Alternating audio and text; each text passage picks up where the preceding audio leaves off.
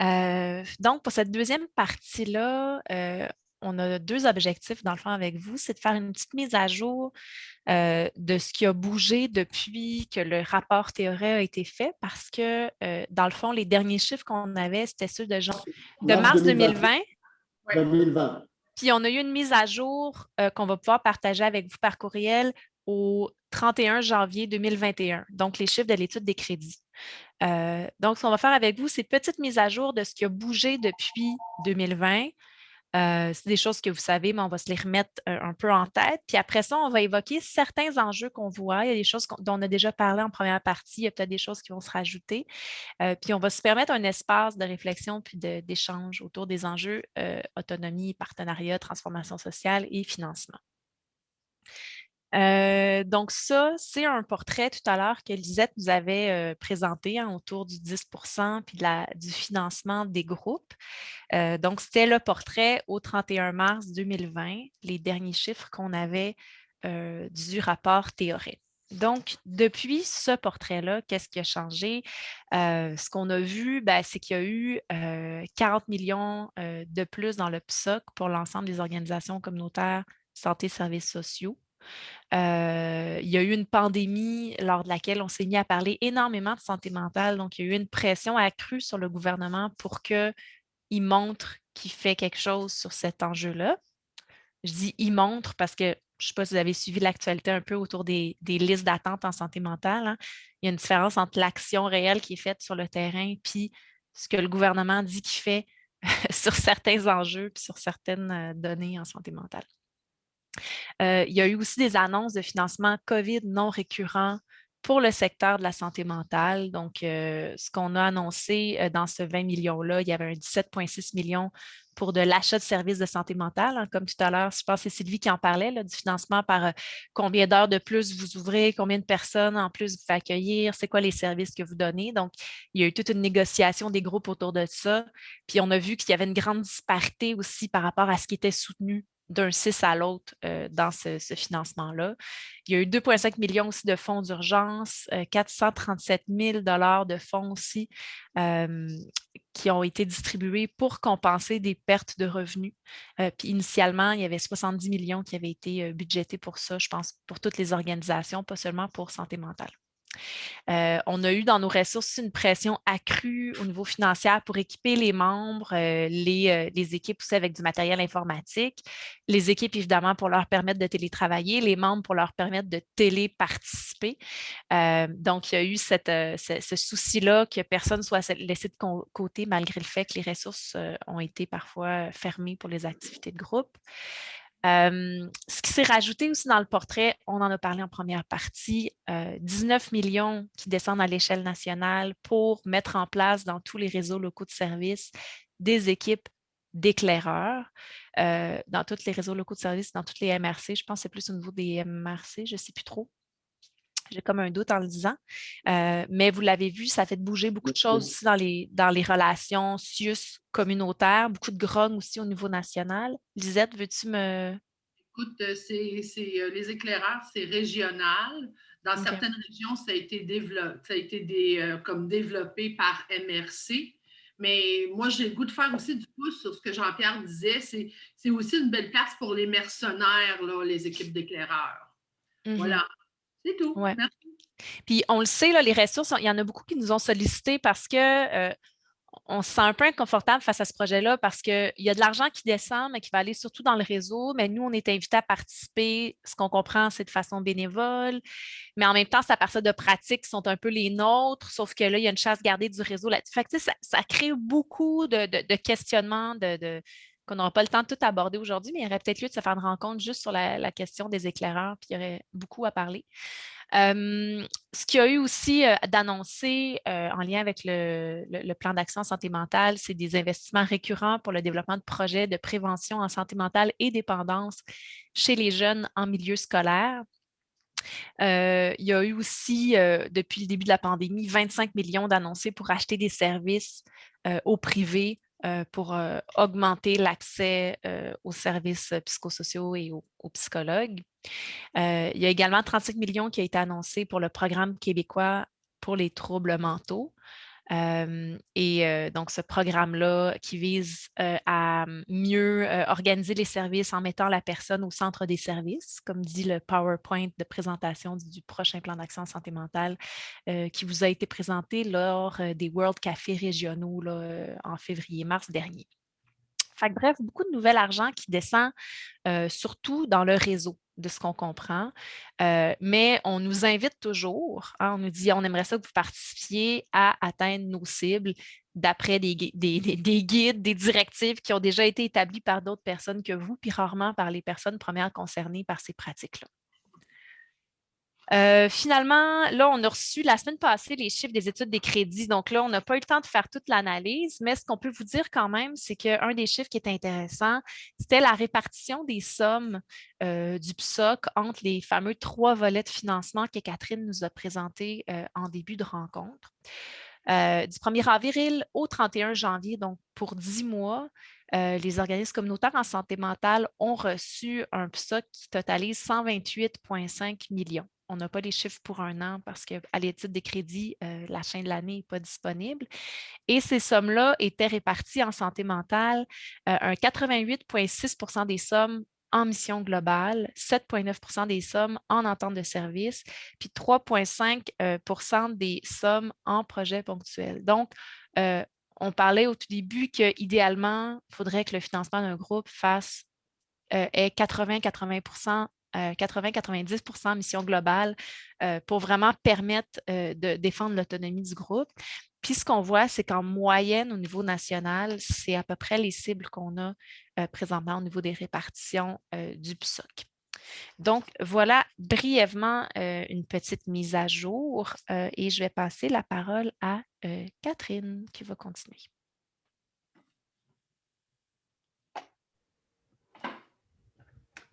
Oui, donc, excusez-moi. Donc, la part du financement PSOC en entente de service. J'imagine que le tableau 6, c'est le tableau qu'on a emmené au début. En fait, c'est un tableau qui est dans le rapport Théoret. Donc, le tableau 6, on revient un petit peu au rapport Théoret. C'est en page 11 pour ceux qui ont le rapport en main. Génial. Merci beaucoup, Anne-Marie, de la précision. En fait, comme je vous ai parlé tout à l'heure quand on parlait des différents types de financement PSOC, entente de services, projets spéciaux, tout ça, bien, il y a beaucoup de disparités entre les régions. Il y a une différence de rapport avec les CIUS, les organismes communautaires, dépendamment de la région. C'est vraiment pas la même chose en Estrie que dans les Laurentides, que les mêmes liens non plus. Puis on n'est pas sans savoir qu'il y a eu beaucoup de changements de chaises aussi, puis beaucoup d'augmentation de direction et de niveau de direction. Donc, les visages ont changé. Donc, ça amène des beaux défis là, dans certaines régions. Le rapport est resté stable dans plusieurs régions, malgré tout, mais en Estrie, en fait, ouais, là, je m'excuse, ce bout-là, je suis peut-être moins confortable pour l'expliquer. Ça a passé de 9,9 à 19,9 de la part du financement PSOC. S'il y a des questions là-dessus, je vais devoir vous référer à mes collègues parce que je n'arriverai peut-être pas à vous l'expliquer clairement. Mais qui est... Ah oui, OK, là, je comprends. Excusez, on va la voir. Hein. On vous avait dit d'être indulgent avec nous au début. De la part du financement PSOC qui est octroyé en entente de service. Donc, j'imagine que c'est moins dans certaines régions. Puis, juste dans mon organisme, moi, je le vis beaucoup. Là. On avait énormément d'ententes de services par rapport à notre mission. Auparavant, on a fait le ménage là-dedans, puis tout ça. Puis, le financement à la mission, bien, se retrouve-t-il à compenser pour les frais administratifs en lien avec les ententes? Parce qu'on n'est jamais assez financé dans ces ententes de services-là. Il y a toujours des montants qu'on doit aller piger dans notre mission pour vraiment répondre à l'entente. Puis ça, c'est très difficile d'être entendu en lien avec ça. Peut-être un petit changement de diapositive. Je pense que c'est encore à moi après. Oui. Merci. Donc, Lisette, vous avez quand même emmené un petit peu les critères là, au niveau du cadre de PSOC. On doit respecter les 8 critères, mais en ce moment, c'est les 6 critères. Avec le nouveau cadre PSOC, en fait, en 2023-2024, les 8 critères vont être exigés. Dans le fond, ce qui se rajoute, là, c'est vraiment le poursuivre une mission sociale propre à l'organisme qui favorise la transformation sociale, faire preuve de pratique citoyenne et d'approche large, axée sur la globalité de la problématique abordée. Donc, en vert, on avait les autres 6 critères là, qui sont dans le tableau. Maintenant, tous les organismes pour être accrédités PSOC, là, excusez la façon de le nommer, vont devoir avoir les 8 critères. Ce qui est préoccupant là-dedans, en fait, c'est comment les organismes vont être accompagnés à avoir les 8 critères, de quelle façon ça va descendre tout ça. Pour certains, on était déjà dans cette optique-là, mais comment on va réussir à faire tout ça concrètement dans nos milieux en étant en post-pandémie aussi, là, futurement. Donc, il y a ces enjeux-là qui ressortent. Là. Vu que Lisette avait nommé les critères tout à l'heure, puis ils avaient bien expliqué, je ne reviendrai peut-être pas dessus nécessairement. Là. Merci. Là, je pense que c'est Sylvain qui allait nous guider au travers de ça.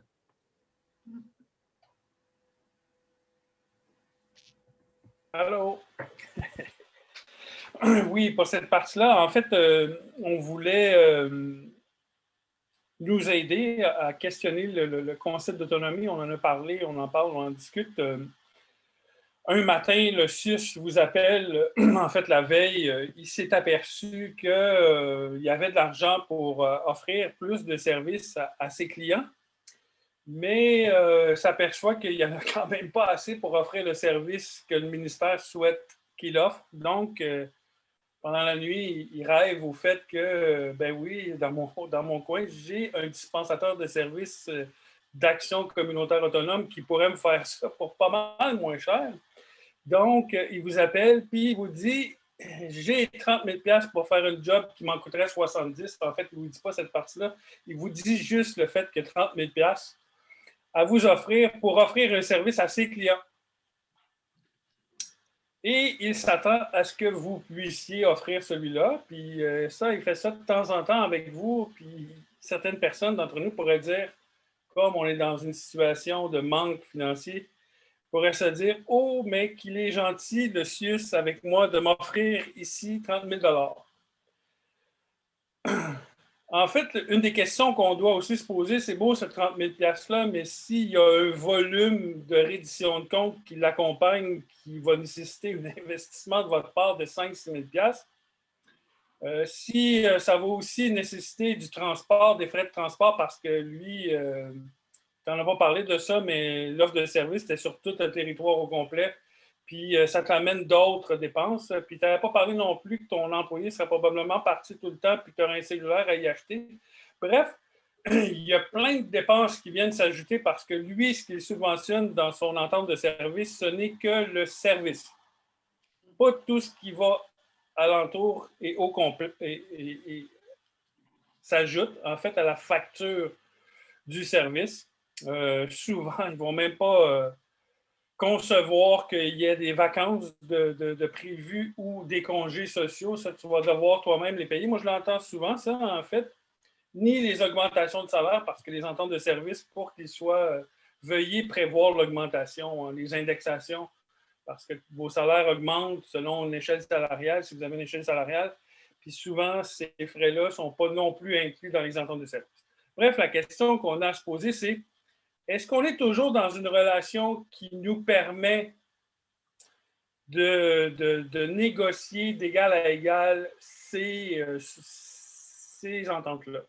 C'est la question qu'on a à se poser.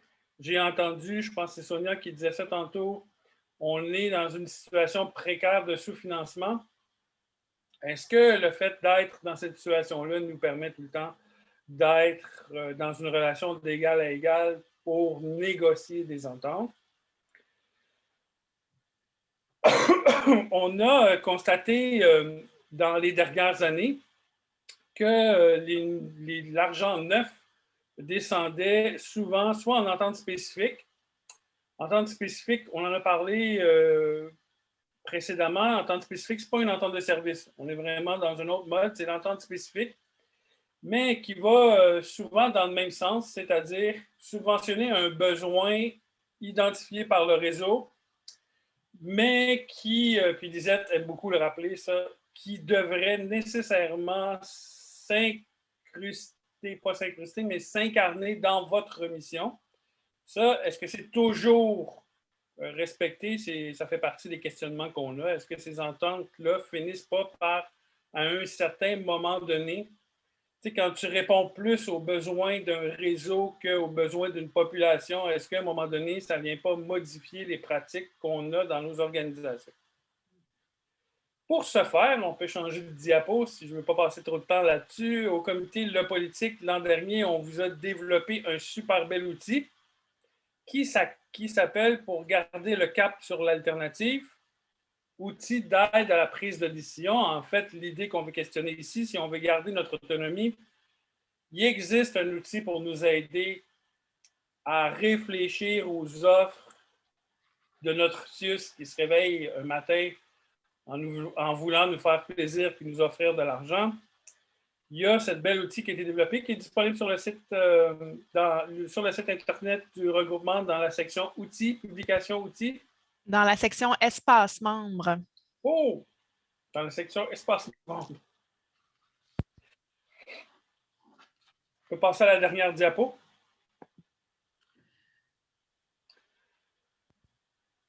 Ça, c'est une autre vision, c'est un autre rapport intéressant dans nos questionnements parce qu'au regroupement, on a aussi des pratiques qui, au cours des années, se sont beaucoup appuyées sur les déterminants sociaux de la santé mentale.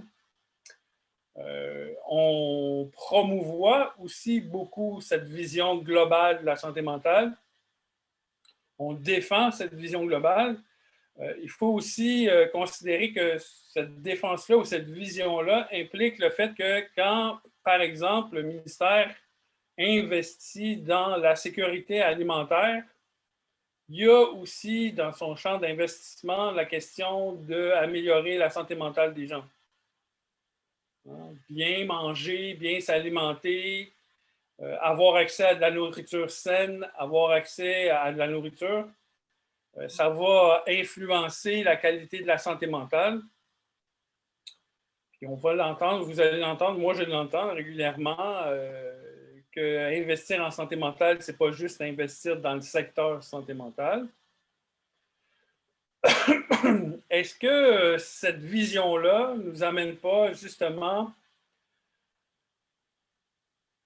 à devoir jongler avec le fait qu'on a besoin d'argent pour pouvoir être actif dans nos communautés, puis le fait que le gouvernement n'investisse pas nécessairement là où on souhaiterait qu'ils investissent, mais ça vient quand même améliorer les conditions de vie des gens.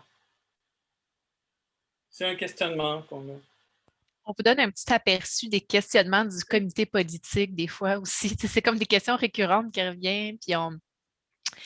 En tout cas, bref, c'est des questions intéressantes à discuter tout à l'heure. Exactement. Puis si tu permets, Sylvain, je poursuivrai avec toute la notion de concurrence entre secteurs, comment on peut mieux faire. Un peu comme Sylvain disait, on parle de déterminants sociaux, c'est beau. Chaque déterminant social a un impact réel là, sur la santé mentale. Mais est-ce que ça veut dire que chaque acteur qui a un impact sur les déterminants sociaux peut aller chercher de l'argent directement dans l'enveloppe santé mentale? Ça, c'est une grande question qui soulève beaucoup de passion au comité Le Politique parce que quand certaines personnes parlent de s'il y a de l'argent en santé mentale, pourquoi les centres de femmes vont en chercher, pourquoi les groupes de jeunes vont en chercher, alors que ce n'est pas leur mission de base. C'est la mission globale de ces organismes-là. C'est soit les femmes, c'est les jeunes, et il y a une autre catégorie, un autre secteur qui s'adresse à toute la notion de santé mentale. Comment on réagit à ça quand quelqu'un du secteur femmes, parce que je trouve que femmes est très fort au niveau du lobbyisme et a un gros impact. Comment on réagit quand dans nos organismes, on a des besoins criants pour des femmes, pour des hommes, pour des jeunes qui fréquentent nos organismes au niveau de la santé mentale et qu'un groupe, un secteur, dans le fond, qui s'appelle le secteur femmes, vient piger dans l'enveloppe qui, ceci dit, est maigre pour nous, la santé mentale. Comment on y réagit? est-ce que ça va dans le sens du meilleur accompagnement de la population ou est-ce qu'on devient sectaire, dans le fond, quand on dit non, non, touche pas à l'argent de la santé mentale? C'est autant de questionnements qui viennent perturber, je dirais, les rencontres du comité le politique et qu'on vous partage. Est-ce qu'on devrait plus s'en aller vers l'union des forces pour créer des projets qui sont intersectoriels plutôt que compétitionner entre nous autres?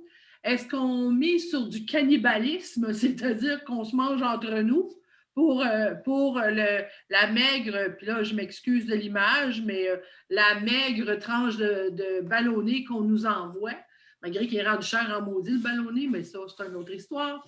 Mais, fait que c'est ça. Est-ce que l'autre catégorie de questionnement qu'on avait aussi, c'était quelque chose qui touchait plus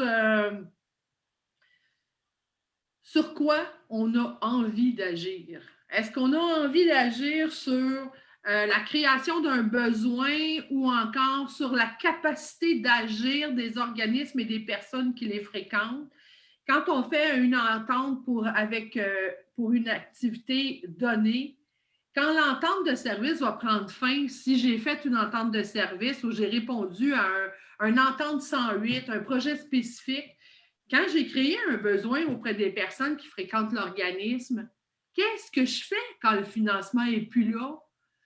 Est-ce que comme, moi j'ai le goût tout le temps de dire, comme bonne âme sensible, je squeeze toutes mes autres affaires pour réussir à continuer le service parce que le besoin a été créé, parce que les gens l'attendent, ce service-là?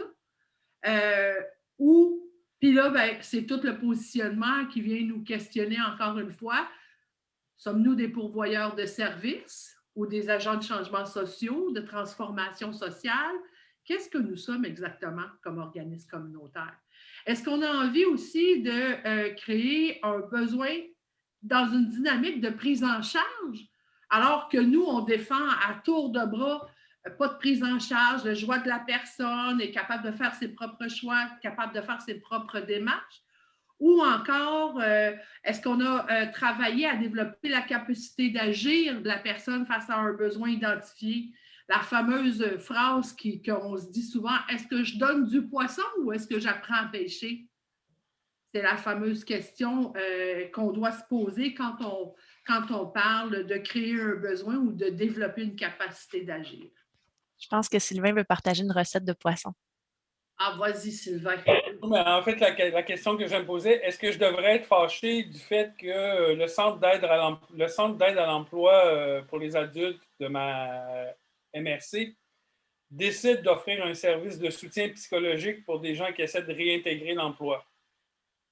Devrais-je être fâché alors qu'on a un volet entraide, employabilité dans l'organisme?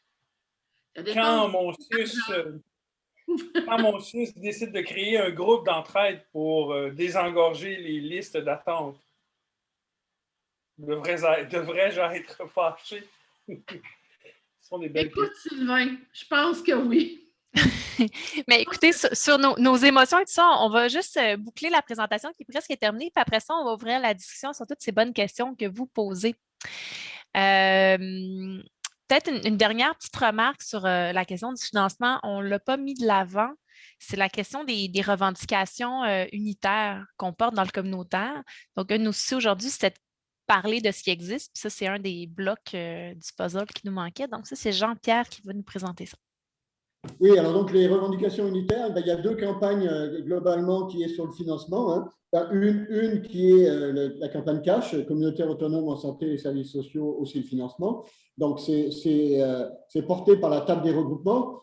La cible, c'est le ministère de la Santé et des Services sociaux. C'est en gros 3300 ou 3400 groupes en santé et services sociaux. Donc le PSOC est là-dedans, évidemment. La principale revendication, c'est qu'on veut, j'en ai déjà parlé, 370 millions. Enfin, on aimerait qu'il y ait 370 millions en mission globale, en financement de la mission globale, d'ici 2022, qui est une vraie, deuxième chose, qui est une vraie indexation en fonction des coûts de fonctionnement qu'on estime à peu près, puis ça dépend des années évidemment, qui est plus près de 3,25 que 1,6, 1,2 ou 2,2. Donc, il faudrait qu'il y ait une vraie définition. Ce n'est pas l'IPC qu'on veut, c'est quelque chose qui tienne compte de l'ensemble des coûts qu'un organisme a à faire face pour mener à bien sa mission. Et troisièmement, c'est une équité de financement partout au Québec. On a vu les différences, on en a parlé un petit peu dans les Laurentides, notamment, la personne de Laurentides qui disait tout à l'heure combien elle s'apercevait qu'il y avait des différences. On l'a vu au niveau, dans le tableau aussi qu'on vous a projeté, il y avait une différence énorme entre de moyenne de groupes. Je sais bien que c'est difficile à comparer les groupes, il n'y a pas deux groupes pareils. Néanmoins, au niveau de la moyenne, on voit que ça va de 300 ou 400 000, 300 000 à 150 000. Donc, il y a sûrement des choses qui ne vont pas et on voudrait vraiment qu'il y ait une équité de financement tout en respectant les ententes qu'il y a eu localement. Hein, parce qu'il y a des groupes, il y a des régions qui sont arrivées à bien vendre leur affaire au niveau des CIUS. L'autre campagne dont je voulais parler, donc c'est Engagez-vous pour le communautaire. C'est la campagne qui est menée par les gens du RPAK. Donc, ça, c'est l'ensemble des ministères du Québec, les cibles. Hein. On a dit c'est à peu près plus de 400 groupes, dont les groupes en santé et services sociaux. Donc, ça englobe ça. C'est pour ça qu'il y a une liaison, il y a un lien entre les deux et on soutient à la fois les gens qui sont dans la campagne cash, peuvent participer allègrement et unitairement à la campagne du Engagez-vous pour le communautaire. La revendication, c'est 400 000, dont une indexation, 400 millions, pardon, pas 400 000, 400 millions, là on n'est plus dans les 1000, hein, 400 millions donc pour à peu près 4000 groupes, dont une indexation d'ici 2022. Le respect de l'autonomie des groupes, ça je pense que ce n'est pas explicite dans la campagne cash, néanmoins, c'est évident que de revendiquer un meilleur financement de la mission globale, ça veut dire aussi qu'on respecte l'autonomie des groupes, qu'on a une plus grande autonomie pour administrer les groupes comme on veut le faire. Et en fait, la réalisation de la justice sociale et du respect des droits. Ensuite, donc ça, c'est les deux campagnes unitaires. Là, j'en profite parce que la campagne cash, donc, sur laquelle le regroupement et moi-même sommes présents, on fait partie du comité d'organisation, a lancé, donc en ce moment, il y a les vignettes. Il y a 2 vignettes qui sont sorties et il y en a 4 ou 5 qui vont sortir sur l'effet sur les campagnes du PESOC. Donc, on parlait des 15 millions. Le fait que ça n'a pas d'allure, qu'il y ait une baisse énorme au niveau de l'augmentation, enfin du rehaussement du PESOC. Et puis, l'histoire, la moyenne, donc on parlait de la moyenne de subvention de la mission globale, que c'est dérisoire par rapport à, c'est pas suffisant. Là, c'est des chiffres de 18-20 pour la mission globale, 167 000, c'est vraiment pas bon. Voilà. Je me sens fargée dans mon PowerPoint. Ça mettrait la table pour ouvrir un espace d'échange et de discussion. Ce qu'on va faire, en fait, c'est qu'il y a des sous-groupes qui vont être créés. Il y aura des membres du comité de la politique qui vont être là pour prendre les notes un peu de ces discussions-là. Et dans le fond, les questions qu'on vous propose, puis vous pouvez en aborder d'autres aussi en discussion, c'est qu'est-ce qui vous importe le plus pour vous quand on parle d'autonomie? Quels enjeux sont les plus importants pour votre ressource concernant le financement? Et qu'est-ce qu'un financement à la mission suffisant? Qu'est-ce qu'un financement à la mission suffisant changerait pour la vie de votre ressource? Donc, imaginez votre ressource alternative avec un financement à la mission suffisant, puis qu'est-ce que ça vous permettrait de plus? Qu'est-ce que ça changerait dans votre action, dans votre façon de travailler, etc. Donc, je vais arrêter le partage d'écran un instant pour pouvoir organiser les sous-groupes de discussion. Donc, on va avoir un 15-20 minutes environ pour discuter ensemble. Puis ensuite, on va se retrouver en plénière pour partager nos réflexions. Donc, je vais suspendre. Est-ce que la salle 1 voudrait commencer? C'est Catherine d'Entrer chez soi qui a été mandatée pour ce faire.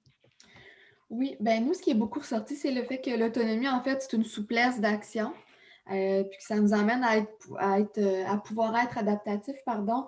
Tu sais, l'exemple de la pandémie en a été un, là. Tu sais, il y a quelqu'un qui disait que le gros mammouth Sius a eu de la misère à se revirer de bord, puis nous, ben, dès le départ, on a été actifs dans notre communauté. Il y avait vraiment aussi le concept de qualité des services, de prendre le temps de pouvoir être là avec nos gens versus une quantité qui est imposée avec le cadre de fonctionnement du CIUS, dans le fond. Il y avait aussi beaucoup la réappropriation du pouvoir des personnes et l'éducation populaire. Si on avait un financement à la mission adéquat et suffisant, on pourrait vraiment être plus dans l'éducation populaire et s'arranger plus pour que les gens se réapproprient leur rôle de citoyen, soient capables, par exemple, d'animer des ateliers, d'être en présence sur DCA en étant bien sensibilisés et formés. Il y avait aussi le concept que si on avait un financement suffisant, on serait moins dans le stress parce qu'on a beau être adaptatif dans le milieu communautaire, ben, à un moment donné, ce stress-là d'aller chercher du financement, de ne pas pouvoir payer adéquatement des employés, d'être avec tous les impacts qui viennent avec, ben, peut créer une fatigue, en fond, une fatigue accumulée à travers les années, veut pas. J'irai peut-être vers mon groupe, voir si j'ai oublié quelque chose. J'ai l'impression que j'ai ramené globalement, mais ça va. Oui, Natacha approuve d'un pouce en l'air, Peter aussi. Je sais que merci Catherine pour ce retour. Salle 2, c'était la salle de Lisette, je crois. Est-ce que c'est toi qui fais le retour? Exactement. Oui, c'est moi qui fais le retour. Écoute, on a vraiment été très organisés. Nous, on a répondu question par question. Fait que je vais essayer de répondre le plus clairement possible. D'abord, pour ce qui est de la première question, financement et qu'est-ce qui est le plus important pour vous quand on parle d'autonomie? Bien, on parlait que l'autonomie est intimement reliée au financement suffisant. Parce qu'il y a quand même 80% des subventions actuellement qui s'en vont juste dans l'enveloppe salariale et on ne réussit pas à faire de la rétention d'employés et à fidéliser nos employés. Ça, c'est un gros problème qui se vit à travers tous les organismes qui étaient présents autour de l'écran, finalement, plutôt que la table.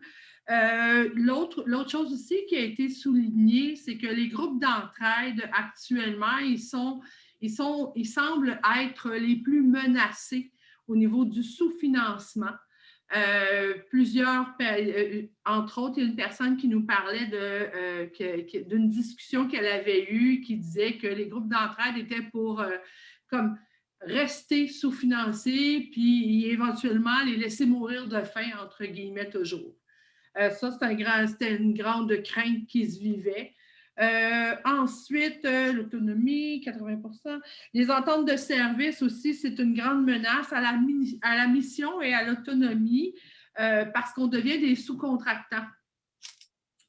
Et c'est aussi, ce qui a été souligné, c'est que les ententes de service, un autre des enjeux fort importants à ne pas oublier, c'est qu'une entente de service, c'est aussi un système de contrôle qui est comme imposé à l'organisme. Et naturellement, actuellement, quand on parle de financement, tout ça, pour nous, pour certains organismes, la pandémie a été facilitante puis attention, là, je mets ça en guillemets, là, dans le sens de financement. OK? Dans le sens de financement, où est-ce que tout roule plus au ralenti, fait que les employés ont un petit peu moins de pain sur la planche à cause des différences entre l'offre de service. Et si on arrive au point numéro 2 qui touchait les enjeux les plus importants pour votre ressource concernant le financement, bien, on a parlé beaucoup de survie de l'organisme. La survie de l'organisme, des services qu'on va offrir, on n'est vraiment pas compétitif au niveau toujours de l'employabilité. Puis l'autre chose aussi, l'autre aspect qui a été souligné, c'est qu'un des grands enjeux, ça reste aussi notre approche. l'approche comme telle, l'approche alternative, la vision alternative reste un des grands enjeux qui est important quand on parle de financement.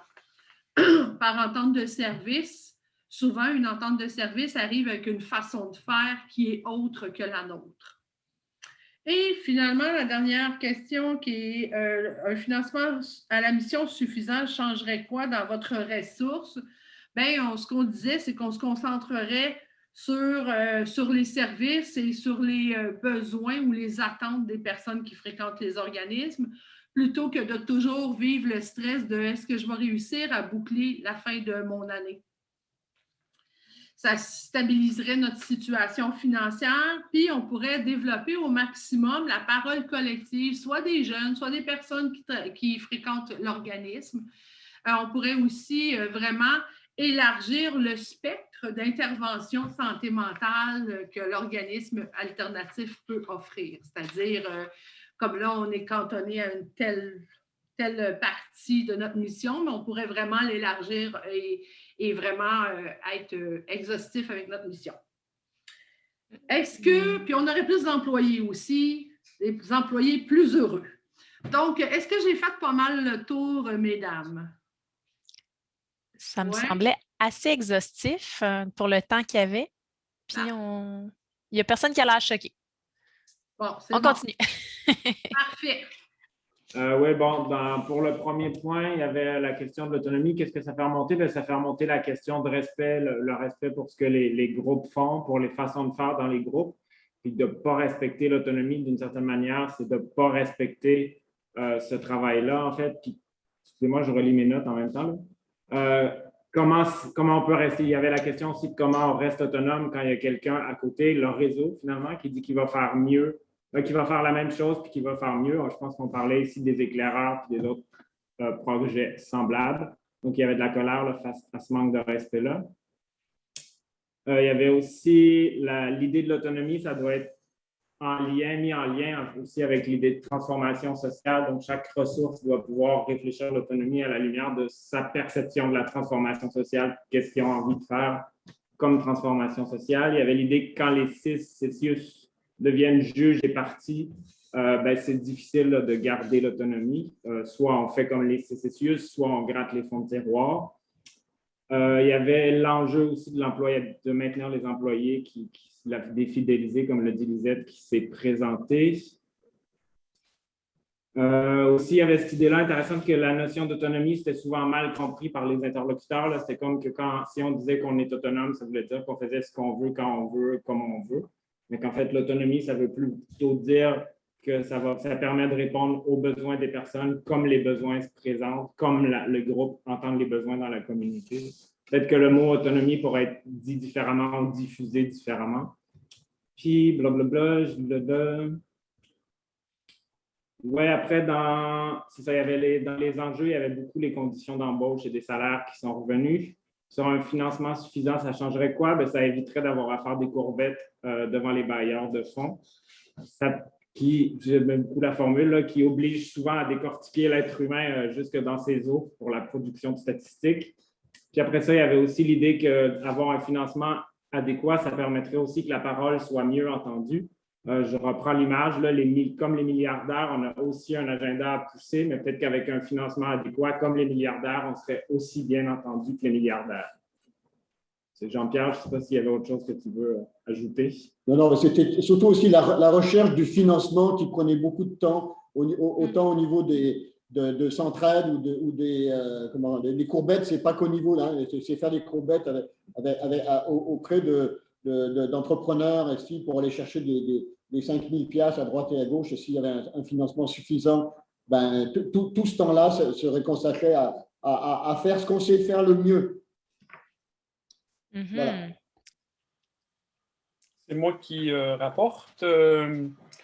Mais Yves pourra compléter s'il y a des trucs. En fait, beaucoup de choses se répètent. Je dirais la question de la couverture territoriale là, qui est en jeu par l'absence de financement ou le moindre financement.